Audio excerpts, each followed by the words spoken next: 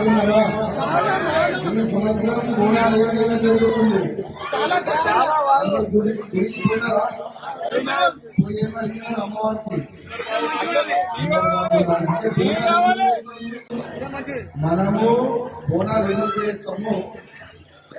యువకులకు తెలియాలి. ఫస్ట్ చాలా మంది యువకులు ఏ విధంగా అంటారంటే బోనాలంటే తాగాలే, డ్యాన్స్ ఆడాలి. అది కాదు. ఇది మన ధర్మం, ఇది మన సంస్కృతి. మన ధర్మాన్ని, మన సంస్కృతిని కాపాడే బాధ్యత మన అందరూ ఉంటుందా లేదా?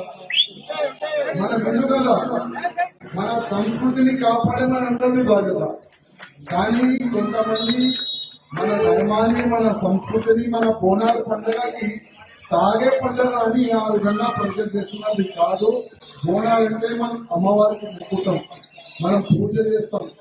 పూజ ఏం చేస్తామంటే ఈ సంవత్సరం వర్షం బాగా పడాలి, పొలాలు మంచిగా ఉండాలి, అదేవిధంగా ఇట్లాంటి కూడా రోగాలు రాకూడదు అని మనం అమ్మవారికి పూజ చేస్తాం. అదేవిధంగా బోనాల పండుగలోనే చాలా గుడి కాడ మనము మేకలు కూడా గొర్రెలు కూడా కోస్తాం కదా, గొర్రెలు కదా, మనము గొర్రెలు కూడా కోస్తాం.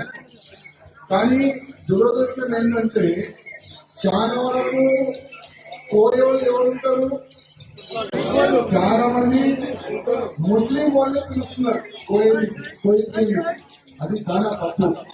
ఎందుకంటే మన చాలా వరకు మన హిందువులు కూడా ఉన్నారు, వాళ్ళకి పిలిపించి కోయిపియాలని నేను రిక్వెస్ట్ చేస్తున్నాను. ఎందుకంటే ముస్లిం వాళ్ళతో కోయిపిస్తే ఆయన కోసే ముందు ఒక స్లోగన్ అయినా తీసుకున్నారు. ఆయన నోట్లో ఆయన స్లోగన్ ఏ విధంగా తీసుకుంటే ఈ మేక నేను అల్లాకి ఎక్కిస్తున్నా, ఈ మేక ఈ గొర్రె నేను అల్లాకి ఎక్కిస్తున్నా అని వస్తాడు ఆయన. అది ఎంగిలైందా లేదా? ఎంగిలైపోయింది కదా. అదే ఎంగిలైనా మనం అమ్మవారికి ఎక్కిస్తామా? ఎక్కియము కదా. అందుకోసం అది చిన్న నాలెడ్జ్ కానీ చాలా పెద్ద మాట.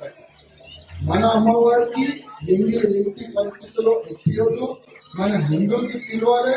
మన హిందూ పోయేందుకు జయ మాతా దేవికి వస్తున్నాయి. అందుకోసం